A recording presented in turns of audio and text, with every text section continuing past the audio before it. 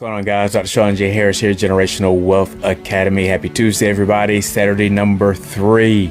Listen, this morning I want to talk to you about the 5 things that are robbing most people from attaining their financial freedom. This is very important because a lot of times people want to create financial freedom or independence financially, but they don't know what the holes in the boat are that's preventing them from achieving this goal. So the first thing I want to talk about is overpaying taxes. Listen, taxes were not written for employees. Taxes were written for business owners. So it's a tool that, when leveraged properly, this is one of the beginning tools of being able to create the generational wealth. So earned income that we receive on a 9-to-5 job is money that we have to actually work for. But this is the worst type of income that we can make because it's the highest taxed. You have what's called post-tax dollars that we're spending when we're in the 9-to-5 vehicle. So let me explain.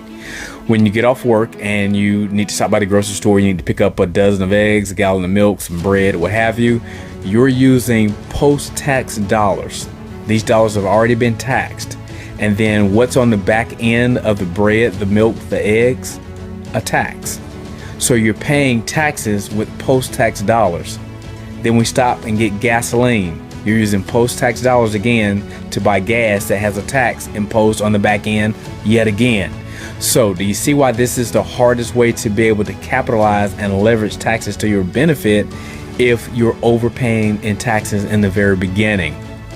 So it's important to figure out how the tax code can be leveraged and benefited for your benefit. The second thing I want to talk about is poor credit. Listen, credit is king. So many times we would always hear cash is king. Well, cash is king, but credit is the emperor when it comes to finances.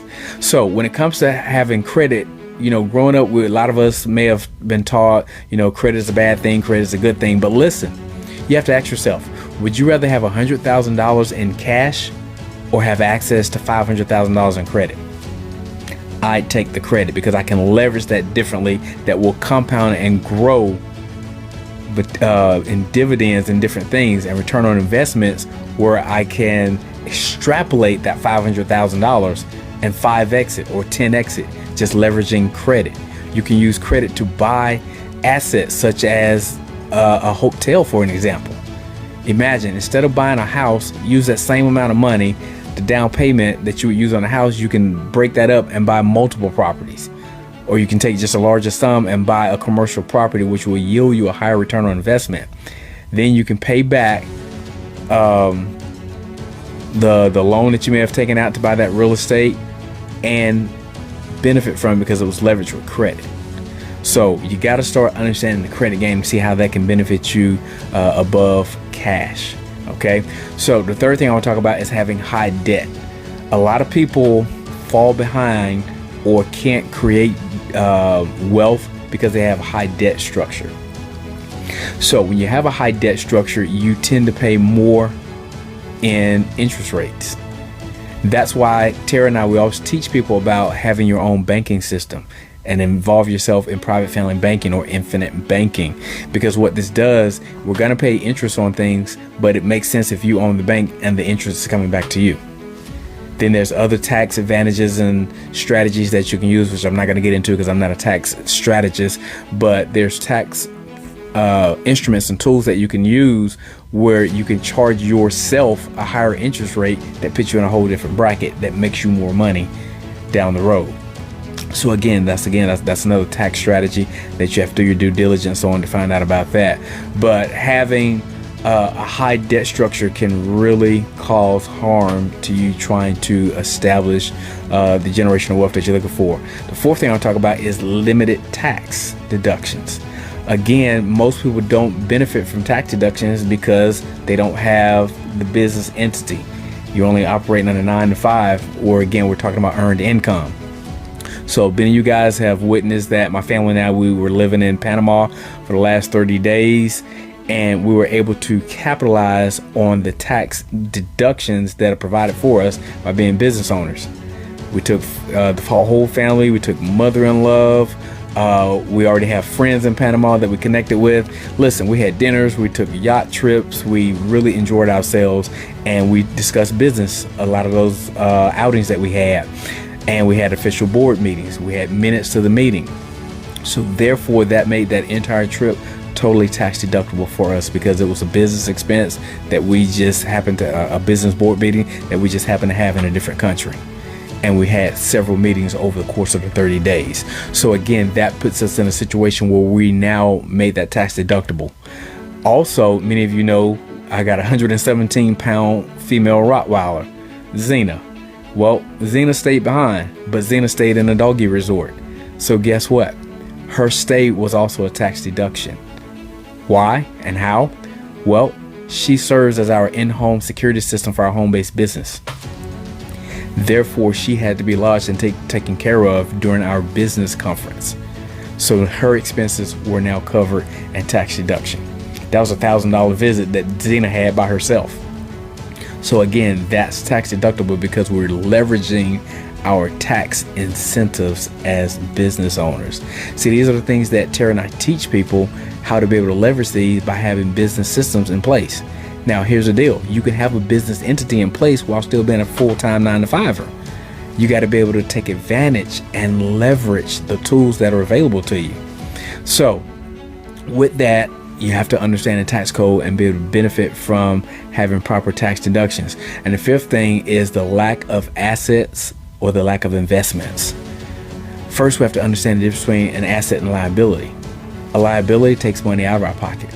Assets put money in our pocket. So when you capitalize and strengthen and use your money to acquire new assets and investments that will continue building your wealth. See, there's 3 money rules. First money rule is to be able to make money. And usually I like to tell people to make a high income skill set or have a high income skill set. This is where you are able to create at least $10,000 every 30 days or less. That's a high income skill set. Now, many times people say, well, Sean, I have a high paying job. Well, that's a job. There's a difference, because so goes the job, so goes the income. But a skill set can't be taken from you. Many of you watching this video probably haven't ridden a bicycle in many years. However, if you get on a bicycle today and ride around in the front yard, you'll do just fine, because that's a skill set that can't be taken back from you. It's transferable. So therefore, your money is transferable. The second money rule is we got to be able to hold on to the money. We can't be so quick to spend the money. So many times we get into the mode of where we just get money and we spend it right away. There's a thing that one of my business mentors, Dr. Claude Anderson, taught me. It's called the economic bounce. An economic bounce is how long money stays in a community before it leaves that community. Unfortunately, people who look like me, we have the lowest economic bounce, which is 4 to 6 hours. This means that our money, as soon as we get in our hand, it's gone and in another community in less than 4 to 6 hours. The Caucasian, they're next in line. They have 4 to 6 days before the money leaves their community. Our Asian and Arab brothers and sisters, they have an economic bounce of about 17 to 18 days. And then our Jewish friends, they have the longest economic bounce, which they have a 31 plus day economic bounce before money leaves their community. So we have to make money, but not be so quick to spend money. Okay. Now, the third money rule is we have to now take that money that we're saving, because we're not saving it just to put it under the mattress. We're not saving it just to put it in the shoebox on the closet shelf. We're holding on to that money to be able to invest that money, to be able to grow the money, which is the third money rule. You got to be able to grow the money. So it's like seed time and harvest. We got to seed, we got to plant it, we got to wait, and then it harvests into growth. So once we do that, that is one of the major ways in which you can start building wealth, because you now have assets and investments. And with those assets and investments, they yield a return on investment. Once you have the return on investment, you now take that seed money. We don't eat the seed, we replant the seed and grow continued investments. So here's the deal. You want to be in a position where you have capital that's waiting to be deployed. So when someone comes to you and offer you a business investment, a business deal, you're cash ready. You're ready to go. You're liquid. So it's like, yeah, I want to jump on that investment because I have the funds available. So you have to know how to be able to deploy the capital, but in order to to deploy the capital, we have to have the capital.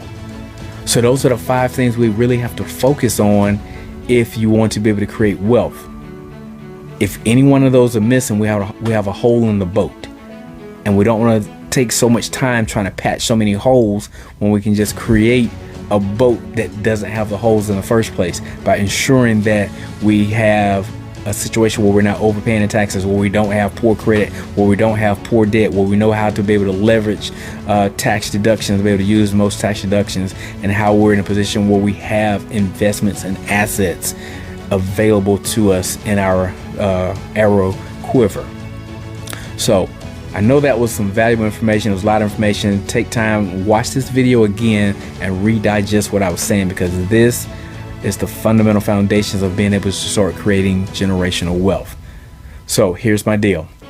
I want to extend an invitation for you to be able to consult with Tara and I, and let us show you a pathway, a blueprint, a strategy, a proven system that will put you on track to start creating generational wealth, legacy wealth, that you can now pass on to subsequent generations and be that one in your family that everyone knows your name. All right, guys, I'm Dr. Sean J. Harris. Make impact and make money while you're doing it.